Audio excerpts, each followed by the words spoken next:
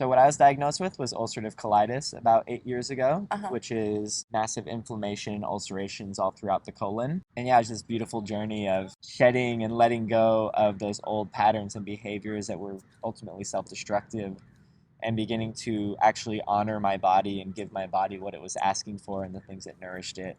And over the course of the next 2-3 years, began to heal my body from ulcerative colitis, and then eventually came across cannabis oil. And over 3 months of making the oil myself and taking the oil every day, by the end of that 3 months, all of the digestive system symptoms and everything like that from the ulcerative colitis was completely healed, which was like miraculous because it's a disease that Western medicine says there's no cure for Right. it. I am genuinely so excited. Today we have Greg Moran. I met him at Template. Was that 2 years ago? Yeah, I think around 2 years And ago. you don't even remember meeting me. Maybe we exchanged one word, or maybe I was talking to your friend. Yeah, I don't quite remember. Yeah. But I know that we connected over social media shortly Yeah. afterwards. And then we tried meeting up, but it never synchronized. And I think I saw you doing events at Maya Moon. Were you doing? Yeah, so I've been doing events there the last couple of months and recently just did another one as well. Okay. Yeah. San Diego's pretty amazing. Did you grow up here? No, so I've lived here the last 3 years Okay. and was born and raised out in Guam. And so tiny little tropical island over near Southeast Asia. Wow. So grew up out there and then lived in the Pacific Northwest and the San Juan Islands for about 10 years and then made the move down here. Wow. Yeah. That is very unique. hmm Huh. That's really cool. It's kind of following the Pacific Ocean current around, Yeah. it seems. And now you're traveling for Breathwork. hmm Do you know where you're going to be traveling? It'll be throughout Europe, parts of South and Central America eventually, and then parts of Africa as well. Oh my gosh, that is Yeah. amazing. Have you been to South America yet? I have not. Oh my gosh, I love South America. Yeah. It is just so lush and full and powerful. It's really amazing there. Yeah, I've journeyed to a couple places in Mexico for breath work and been in the jungles there, and it's just the jungle energy is so powerful. Yes, So yeah. I'm really looking forward to getting deeper into the jungle and even into the Amazon eventually, and just Yeah. feeling that radiant energy that Yeah. exists there. What's the company that you're gonna be doing breathwork with? So it's not a company; it's just Oh. a group of facilitators who are Yeah. kind of all getting together, and they've been doing this for a bit. I just got an invite and was like, "Yep, that sounds great." A couple years ago, I traveled for 7 months straight, and I went to Europe for 3 months, and I went to Israel, and then I went to South America. And it's really cool to travel, and you meet so many different people, you see so many different things, you experience so many different cultures. It's so adventurous and exciting. Yeah, and just that full like step into the unknown every day, which is Yeah. where so much magic happens. Yeah. I felt like after I traveled for 7 months, I was like, oh my gosh, I just want to be grounded somewhere. Like, I just want my home. And I felt that for a few years, and it felt really good to kind of have that. So I've been in San Diego now for a few years, and to just feel really grounded here. But after starting this podcast, I've been having these thoughts of, wow, that'd be so cool if I could travel and just meet people and do podcasts with people just randomly all over the world. And even that excitement to travel again I'm like, yay, I'm excited about something. This is fun. Yeah, stay with that. Sprinkle that out into the cosmos. Yeah.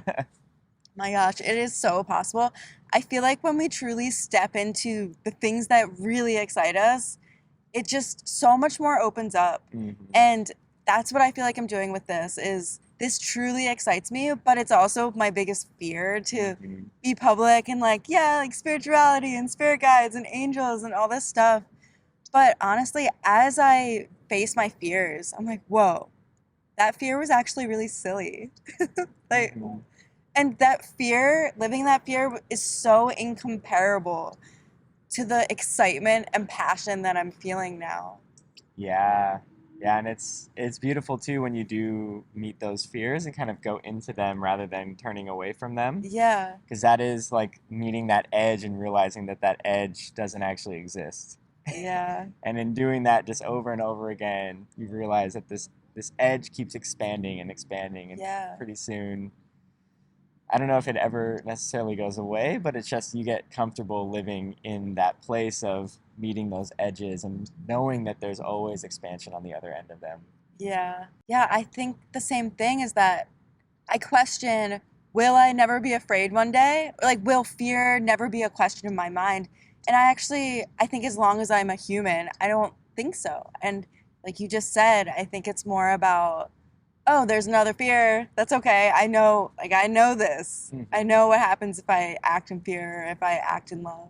Yeah. And just like having that awareness too of like, oh, this is arising now. Let's sit with this. Yeah. Let's go into this. This is interesting. Yeah. I thought I had maybe moved through this already, or I didn't know Hmm. this was here. So, Yeah. It becomes a curiosity. yeah. And when you go into it with curiosity and you realize that every emotion or every sensation has something to teach you, then it becomes less of like trying to run from it and more like let's sit down and have a conversation. Let's see what you have to teach me Mm-hmm. and what it is that you're here for. And in doing that, you just develop not only greater levels of just self trust, but also compassion for all those parts of yourself as well. Because at Yeah. one point or another, that fear likely served the purpose in protecting you when you maybe weren't resourced enough to be able to handle a situation. It's interesting to hear you say that it once protected us. Immediately, my mind went to, no, but we should never be afraid. But you're right. When we're younger, maybe something could have happened that we would have emotionally not been able to handle at that time, and then something more traumatic could have happened, you know? So, yeah, it serves a purpose, or it could have served a purpose. And now we can become more aware of, oh, this doesn't serve me anymore. I can let it go. Mm-hmm. And to know that we have that power. Because sometimes I feel powerless over my fears. Yeah, and it's so interesting because part of the gift of this like free will existence that we live in is that every moment is a choice point. And Yeah. so in that when a fear does arise, like we have the choice, are we going to sit with it and learn from it? And sometimes it might be too overwhelming and that's maybe not the right moment and just honoring that. But when it is time, like the universe will always present you with either the opportunity or the steps towards that opportunity um, to resolve just what is unresolved, whether that's a trauma from the past or just a behavior that's popping up or something like that. So it's always this beautiful opportunity to deepen your compassion for yourself, get to know yourself a little bit more, and ultimately move towards your most authentic self, like who you truly are and what truly excites you. I like when you said fear comes up. Well, you didn't say this exactly. I forget the exact words, but if a fear comes up, maybe it's not the right moment or to look at it, because in my mind I'm like, all right, now every time a fear comes up, I have to look at it or else I'm not doing this right, or just all this stuff. But to have more compassion and not feel so rushed with time, because I personally get so, I gotta get this done, or I have to be fearless by the end of my life. Just all this really rushed energy of I need to be more spiritual or more expanded or more just, yeah. It's just a lack of time, and that's fear. It's feeling like I don't have enough time. It's just a fear-based way of being.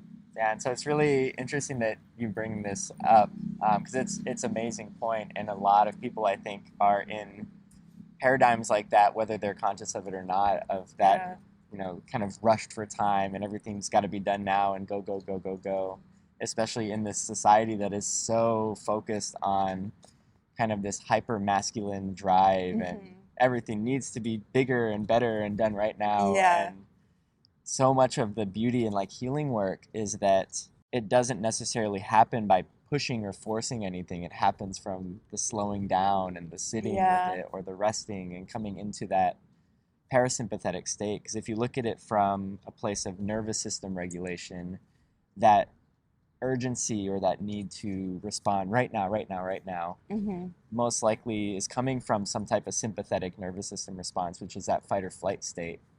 And so in the society, people are chronically in that fight or flight state, and part of what excites me so much about breathwork and just my own journey through healing from chronic disease and coming to this point is that um, the more that we can learn to regulate our nervous system and activate the parasympathetic nervous system, which is where the rest and regeneration happens in the body, the more that things slow down and we find that time expands in that space as well, and we don't feel so rushed. Wow.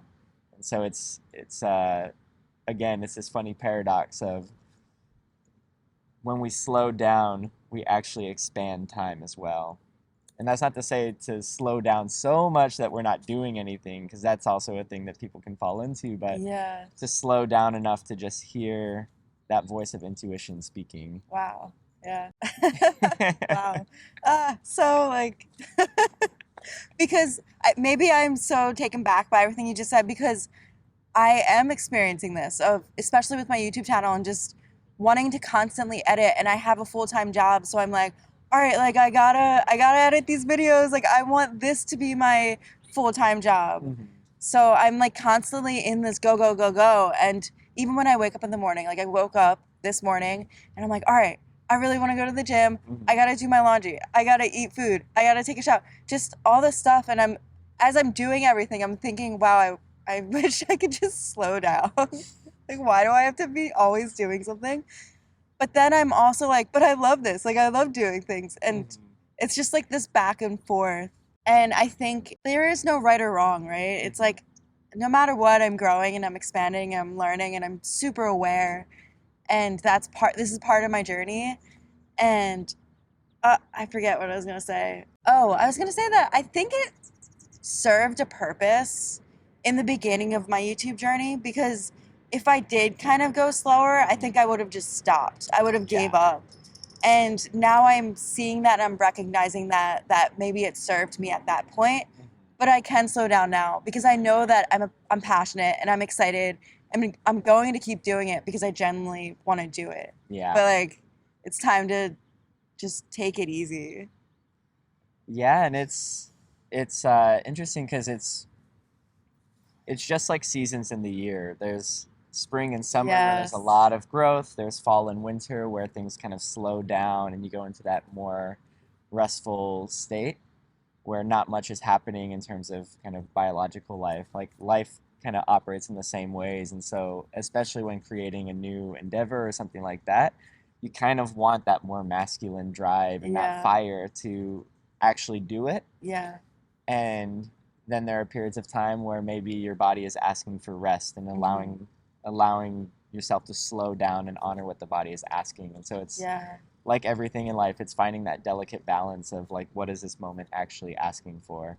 Yeah. And there, like you said, there is no wrong answer.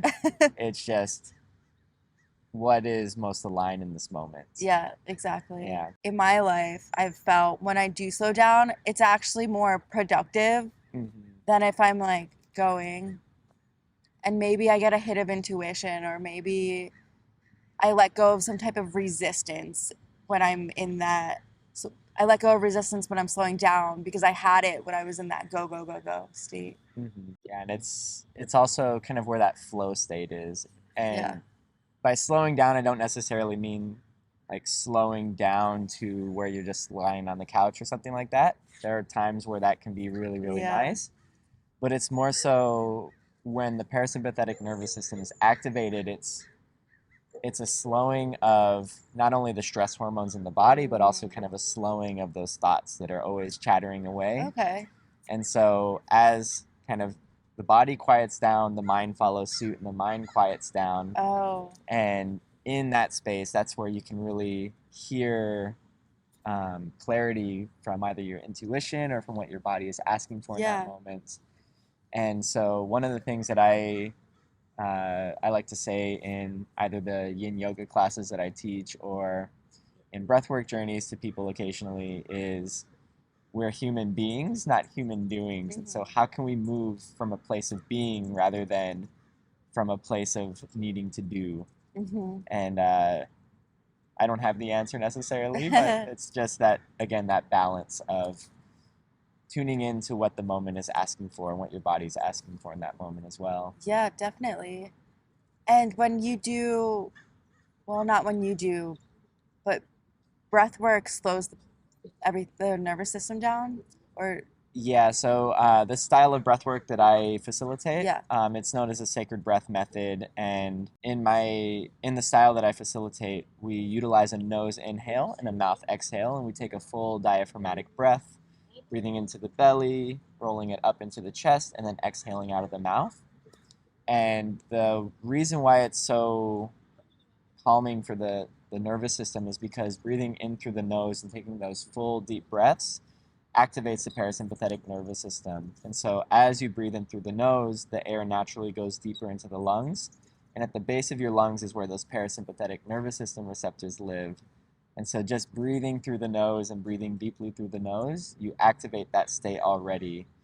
And so as that comes online, it triggers the production of the chemicals and the hormones and stuff like that that promote rest and safety and presence in the body. Okay. Yeah. I'm really happy we're talking about this because so I'm constantly going. And then I'm like, all right, Lonnie, you gotta go into nature and relax. So I'll go to the beach and I'll lay there. But my mind it's just going and going and going. So I feel like it looks like I'm resting because I'm laying there. But really, I haven't scientifically slowed down. I know what you mean. I've been there many times too. So I'm really grateful for this. I'm like, okay, yeah, I can implement breath work to truly get the rest that I'm seeking. Thank you. Yeah, yeah, and it's amazing because it's available to us in every moment. Right? And so like you can be sitting in a boardroom meeting or sitting at a dinner or I know, at the I started beach. doing it when you're. Mhm. I noticed that, and it's beautiful because you can be in literally any situation and just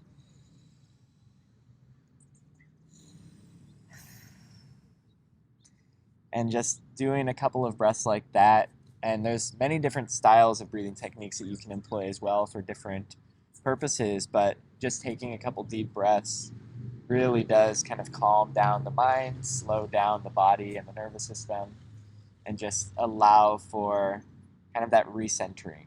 Even if it's just 30 seconds or a minute that you have, that can sometimes just be a game changer in terms of bringing yourself back to center. I've done, I think it's somatic breath work, where it's really fast inhaling. Wait, no.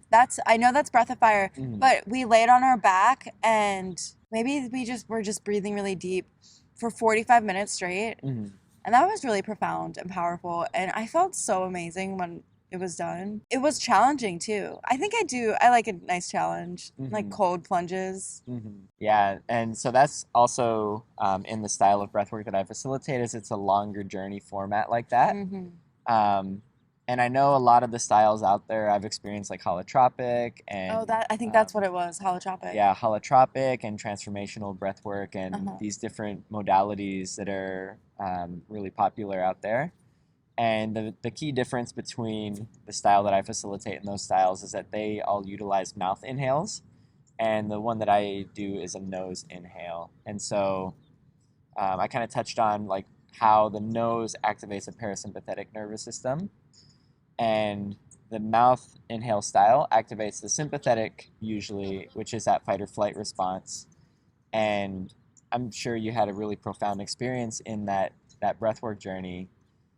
And it's like both styles are really beautiful and both can be really impactful. But what I've noticed for myself in doing the sacred breath method and training under them and offering that work for almost 2 years now is that through utilizing the nose inhales is taking a much more feminine approach in the sense that we're not kind of forcing our way into those deeper spaces. A lot of the mouth inhale styles, it's just like you blast off into that space or you kick the door down and it's just like this big experience right off the bat, which can be really beautiful. And a lot of people have really profound experiences in that.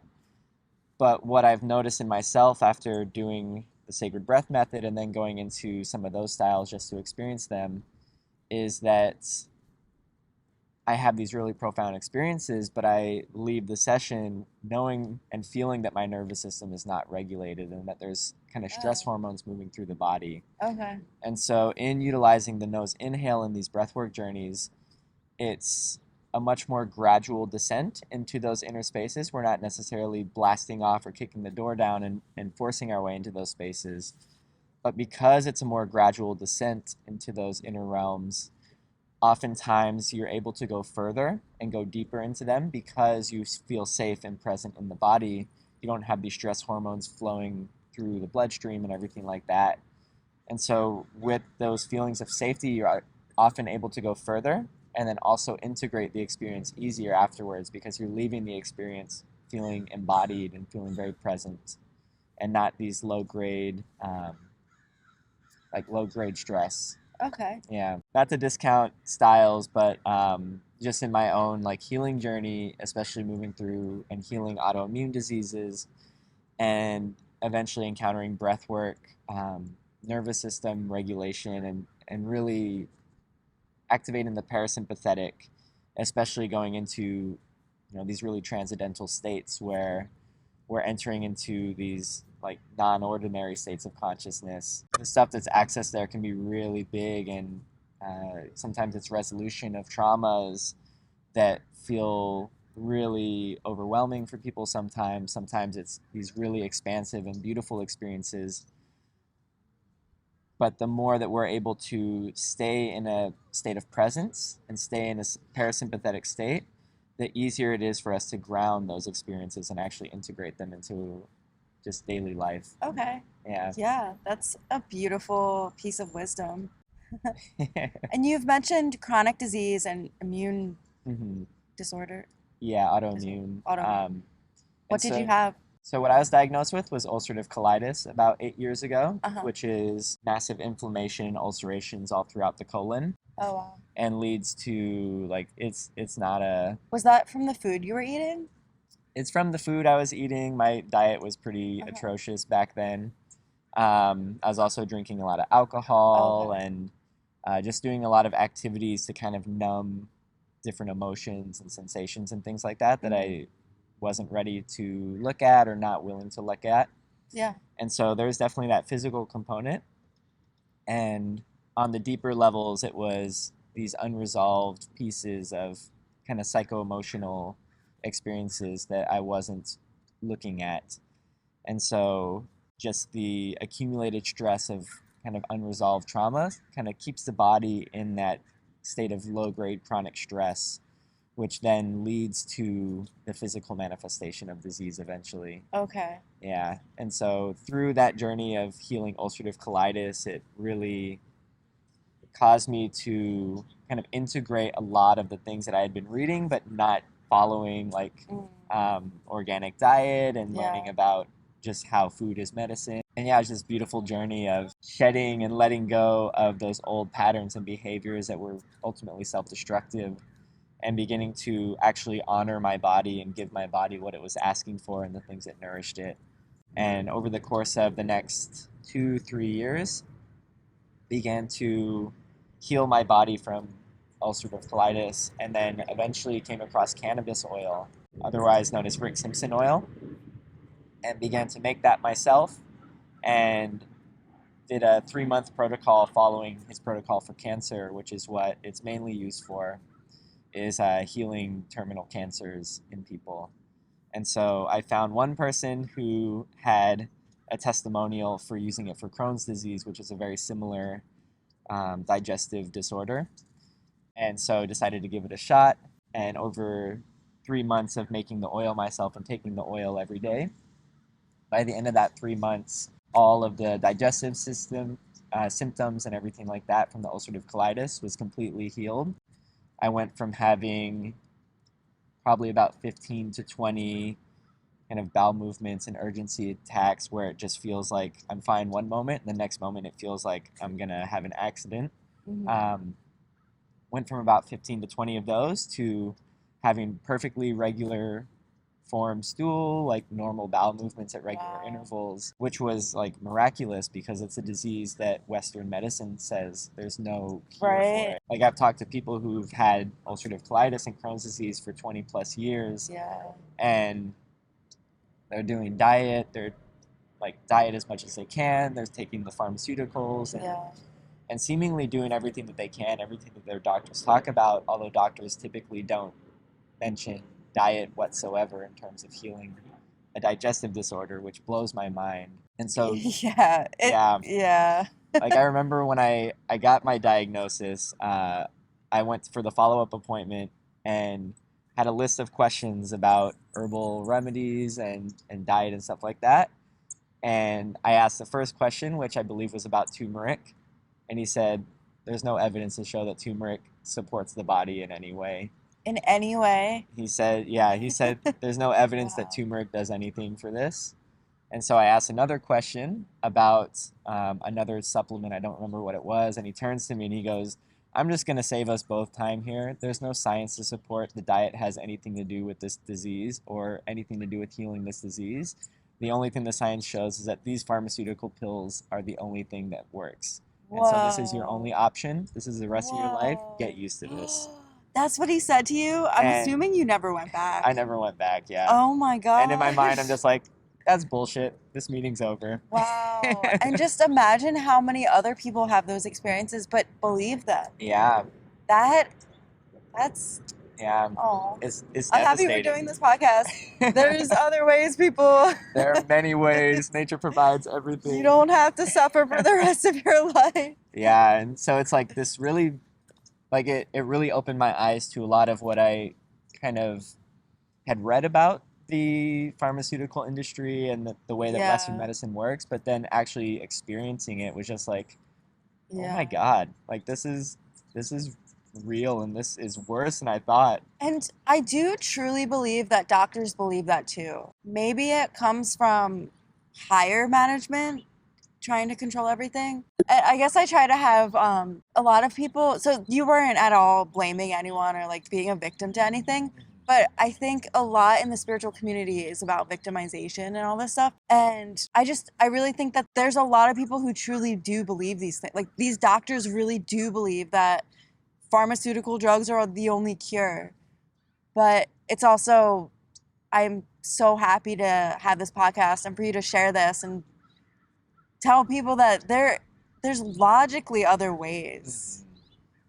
Yeah, and it's wild because in kind of going through all of that and healing through that, I discovered that a gastroenterologist, which is kind of the expert doctor in terms of the gastrointestinal system, so digestion and everything like that, in 8 years of medical schooling, they're only required to take one class on nutrition. It's like this was something I had to move through and in myself.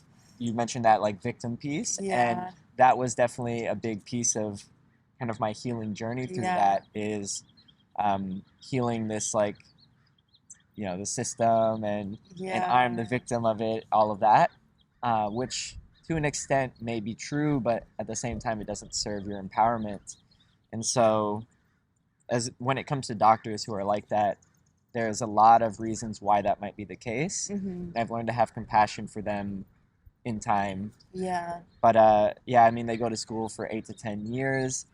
And the textbooks and the material that they learn comes from the pharmaceutical companies. Exactly. Where a patient healed is a patient lost is kind of the creed there.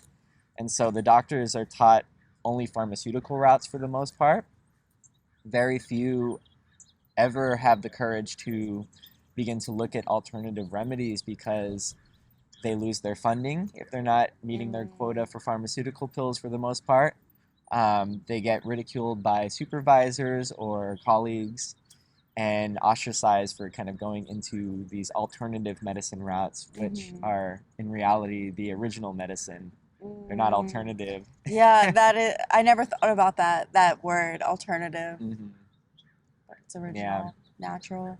Yeah, and when it comes to cannabis oil, I mean, cannabis oil, you still can't get it in stores. It's still not federally legal, so you can't necessarily get it from a doctor. And it's It's completely different than, say, an edible or just the bud that you would buy at a dispensary, because it's essentially the refined essential oil from the plant. When you refine it, you're only taking out the medicinal components of it, the terpenes, the flavonoids, the hundreds of different cannabinoids, and the THC, and it becomes this thick sludge or this thick oil. Mhm. And from eating that, you actually can supplement and heal the endocannabinoid system, which every single mammal on Earth has.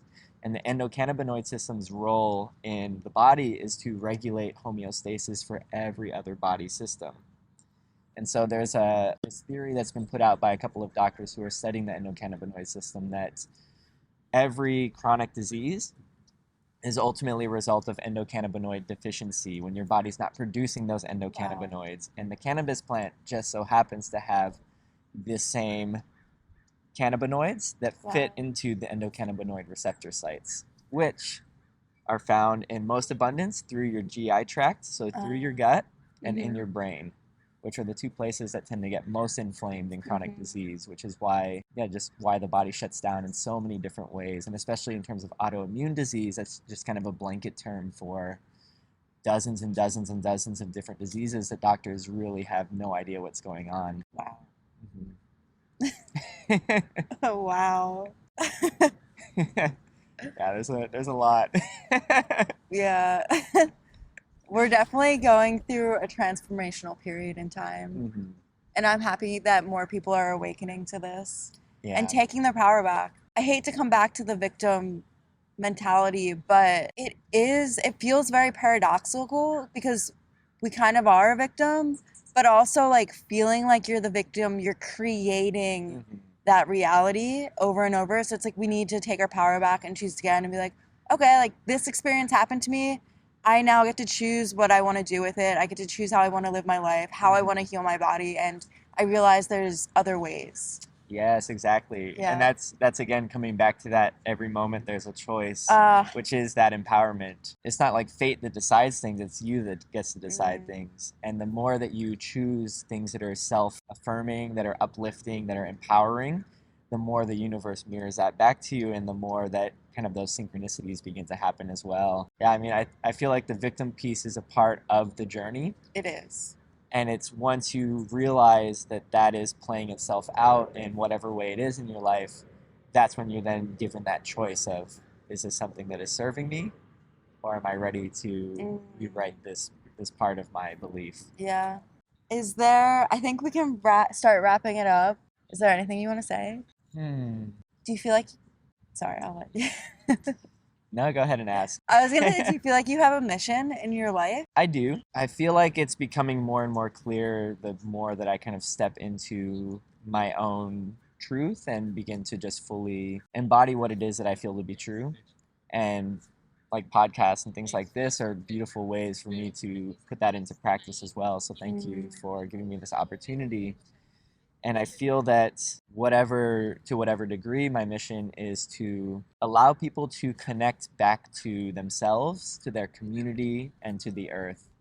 And so that's why my Instagram handle and my website are called True Health Awakening. And in that, it's ultimately about connection. And so in healing the physical body, we're connecting to the physical body, whether it's through the physical level of the foods that we're eating, the places that we're putting ourselves, the people we're surrounding ourselves with, all the way to the deeper layers, like those psycho-emotional layers, and meeting our different emotional states, old traumatic imprints or subconscious beliefs. And in just making all these different connections and doing this kind of deeper work, you are connecting to that source within, that divine spirit, higher self, whatever word you want to use for it. You're connecting to that soul essence. And in my opinion, that's healing on the individual level. And the more that you do that, the more that you can then share in the community level or the collective level this medicine. And in doing that, connecting the community or the collective together again, realizing that we are all one, and that all of us are on this journey of self-discovery, and also connecting back to the earth, because I mean, she holds everything. She holds all of us, and she provides everything that we need for healing all the way from the foods that we eat, the plant medicines that can help us to heal on the physical and the deeper layers. And I mean, even the breath is a part of nature. And so we're these beautiful beings that are equipped with everything that we could ever need to thrive in this life. And I feel that my mission is in sharing the tools and guiding others to discover that for themselves and to have a knowing of that, not just a belief, but a unshakable knowing. That is so beautiful. Thank you so much. Thank you. Yeah, such an honor to be on this podcast, and yeah, just to be able to talk about this and share this with people. I hope that it's of benefit to those who listen. For anybody who might want to kind of follow me on social media, my Instagram is truehealthawakening. My website is also truehealthawakening.com. And for those wanting to explore breathwork, you can book journeys there. You can also, if you're just looking to explore the different like breathing practices that you can use throughout your day to either calm your nerves, boost your energy, enhance your health, calm your mind, bring greater levels of presence and awareness to just all aspects of your life. I just recently released a program called 30 Days of Breath Connection that includes 30 days of guided breathing practices using all these different techniques to really connect to your breath and learn how you can use your breath to enhance your life. And so it's a course that I'm really excited to share and just hope that it benefits people in whatever ways they need in that moment. Amazing. Yeah, thank you, Lonnie. I'm so excited for you and your journey. Thank you, everyone.